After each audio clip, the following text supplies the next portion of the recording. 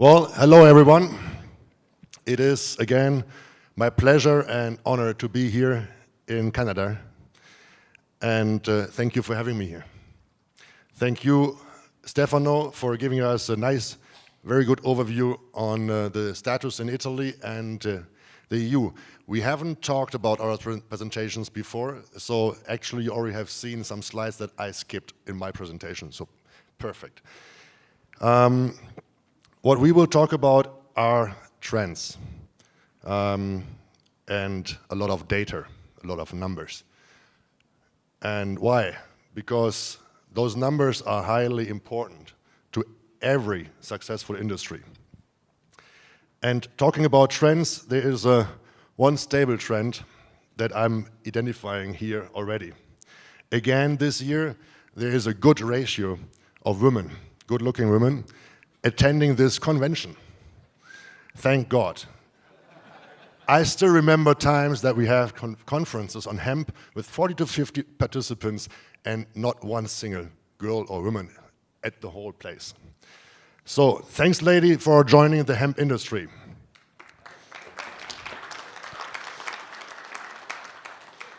Now back to business. What is Hemp Consult? Hemp Consult wants to help to make hemp successful. Together with our partners and clients, we strive to continuous optimization of products and processes with one single aim, combining ecology and economy. And what do we do? Well, as the name suggests, we do consult. But here and now, I am going to show you some interesting market data, which is also part of our business. We are exchanging data with our network partners. We do market surveys and analysis, research and studies, observing trends. Collection of data is one very important part of our business, and market observation in general. There are some examples of our partners, with these international partners, we work together on these tasks. And as I said in the beginning, why is data so important? Well, why are our associations, the work of our associations so important to gather this data? Well, because every successful market needs data to know and understand and preserve data from the past, to forecast and even predict the future, and to make our decision today. Here you have an example of market surveys that we did together with our cooperation partner Nova Institute, very well known to the one of you, the ones that you come over to Cologne or heard before every year to our convention. We investigated the growing markets for CBD and hemp food products in 2015. And just to give you a little summary of what were those surveys about, we asked 171 hemp producers and traders worldwide from 21 countries.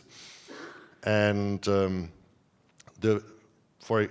on the CBD survey or the CBD study had, for example, following two main results.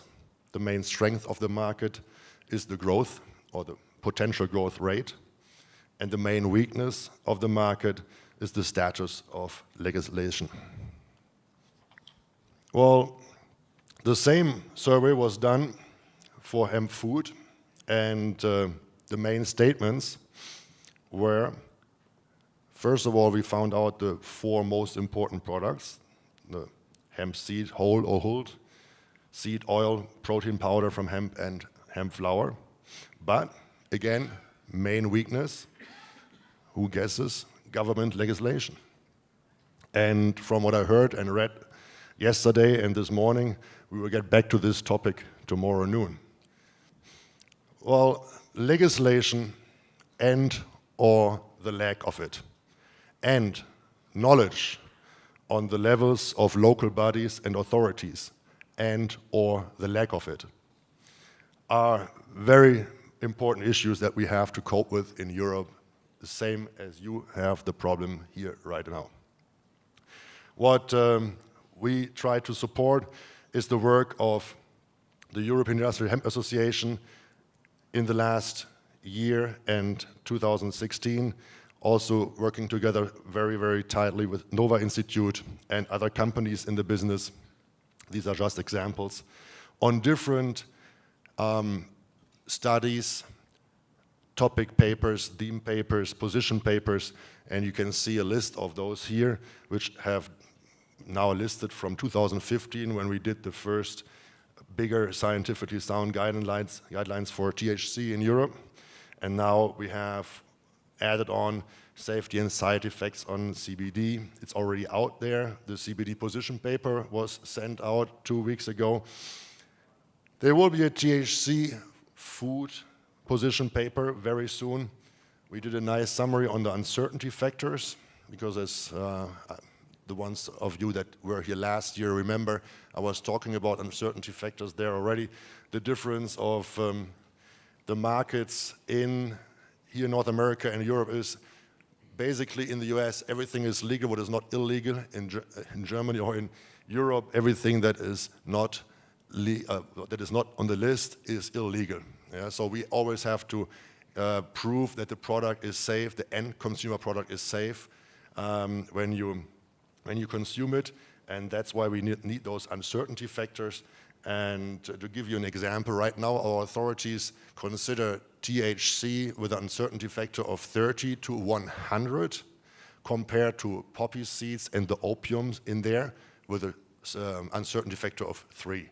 So that's how authorities are looking on hemp or THC still in our days. But we are working on it, and we got pretty good data material now together that we kind of hope to be able to achieve an uncertainty factor of 10, which would be a blast for the European and then also for the worldwide hemp industry, because that would give us guidance levels or limits for THC in hemp food that would be even above the ones that we have in Canada right now. We actually also ordered a lawyer to do legal opinions on CBD and THC for Europe, where those legal opinions will come out beginning of 2017.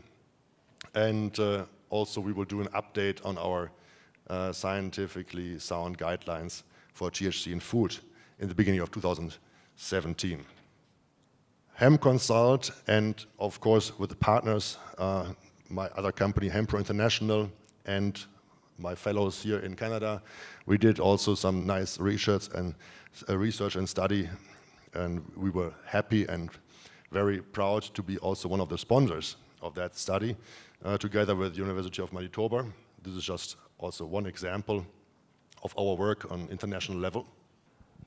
Well, back to trends, coming from the ladies here to the Google. Everybody can type in those words and check for the market. It is kind of important to understand the tendency, the main and general tendency of the market, to see what kind of importance those words that we are using, those products that we are using, those products that we are producing are having on Google. And there's also another trend that I always like to mention. It's the scientific research and application trend. And you can see that it also shows a very positive tendency for hemp topics, such as hemp in general, or hemp seed oil, THC, and last but not least, CBD. And the most important line is, of course, the black one with the little dots, because that's the smoothed interest, or the smoothed line for the number of publications that were done in that year. But for example, for CBD, you can see that the high increase on publications was recently. After, it was already done in the 70s before. The collection of market data is another point I want to stress out, because not all of you, but most of you will know my presentation I'm giving for Hemp International normally, and Hemp International is doing hemp raw material, hemp food stuff, comparable to a smaller kind of Hemp Oil Canada or Manitoba Harvest. We do our part in Europe, and also there the hemp industry, the food industry is growing rapidly, sometimes even too rapidly. It gives me too much stress. I have to work on the weekends and all that, get to up early. But it's getting there, and it's very successful in the moment. And I always like to check the pricing, of course. That's part of my job. And one of the most interesting price curves is the one that we are depending on for imports from China.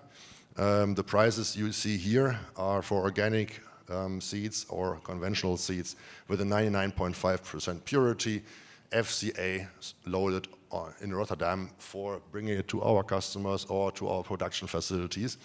And as you can see, the price increase of the last years has stopped a little bit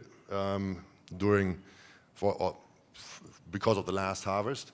I just heard from Canada different news. One side, the organic production or the organic farming was quite successful last year. There is some more volume available for organic hemp seeds. There is still some supply left from the last years of conventional production. So my prediction on a worldwide level, if I may say so, is that the pricing level will stay quite stable. Yeah, this little drop down here is a small correction of the market, but because still demand is a lot higher than the supply, especially when it comes to quality, not all the seeds will be used, definitely not for the food market. So this small correction is only short term. In general, the pricing, in this case for the Chinese seeds, will stay at this level. European and Canadian organic seeds, as we all know, have a higher price level, of course, but this is being accepted by our customers for quality and image reasons. And I predict that these prices are also stay pretty stable in the next years. The collection of market data based on for the acreage that we have in Europe and you guys have here in Canada is combined in this slide. The peak was in 2014 when Canada grew 43,000 hectares in 1 year. Now there's also a correction, of course, due to the large volume of conventional seeds that were harvested in 2014, plus the ones from 2015. But this is regular for all markets. I mean, markets have to find each other, have to find the balance between supply and demand. In general, I'm pretty sure the acreage in Canada will go up again, especially because organic is still has still a high demand. I also predict that there will be a small correction in Europe, because a lot of the last year's harvest, the last 2 years' harvest, was focused on raw material for the CBD production. And now the market has to show whether this supply is needed in a short term. Here you can see what happens without data, without information or communication, a big question mark. But thanks to Andrea Herman, my favorite Canadian hemp consultant, I keep the faith to gain and gather this data in the upcoming years. Actually, it is quite complicated. When I started with this slide a couple of years ago, the idea was to show our authorities, to show the market players, to show ourselves how many hemp seeds are getting used in the food market, or in the food market into the feed market, or what Stefano also explained. Here in Canada, you only grow for food. Almost 90 to 95% of all your seeds are going into the food market. It was quite opposite in Europe all those years. And now you can see that in Europe it changes. The numbers in Europe I got pretty exact, but the numbers in North America, I'm saying Canada here, but even for Canada I don't know the numbers. How many seeds getting consumed every year? I mean, not consumed by your customers, but in the production. How many tons you're using for what kind of product? This is very, very interesting data for the whole market. We need this data, and I'm not going to stop asking for it. And the other thing is that if you mirror this whole idea on the North American market, including the US, it will be even more interesting. First of all, because they are going to start to do their own hemp. So we have to understand how much hemp is there going to be at the domestic production level in the US. Secondly, because a lot of your hemp, if not most of your hemp, is going over to the US. It is getting consumed there. But the US is also buying from China. The US is also buying from Europe. So how many seeds are there? And from where? And what are they getting used for? A lot of questions to answer. So I'm pretty sure it will not get bored in the next years. There's another key indicator for a successful market. Actually, it is a symbol of the Western economy and our capitalist system. It is a symbol of markets per se, and that is the stock market. And just because you guys are doing so well here and you're already getting listed on the stock market, I wanted to show you some examples around that, because that's also something that Hemp Consult is observing. There's an example from Europe, GW Pharmaceuticals. You guys will know that name. It's also pretty active here in North America. Then we have an example here that shows the positive growth and the merging, not only of companies, but also of the markets, in this case, US and Canada. We got two other examples for successful going public from Canada. And this development truly shows the positive tendency of our growing hemp market, especially to me as a foreign banker and lucky stock owner. It is very nice to see. But there's more to doing business, especially hemp business, than just making and owning money. The real satisfaction is about investing and donating the money. My very good friend Paul Benheim started this morning with a social license, with the topic of social license, and Dr. Olven proceeded with this topic. And I want to thank both of them for starting to come up with this topic. Hemp Consult and Hemp International met the SHIV people, the project, at the Hemp Summit in Poland, and we just we needed only like 5 minutes to decide to donate this year to them for the earthquake victims in Nepal. So for $5,000, you can build a whole hemp house there.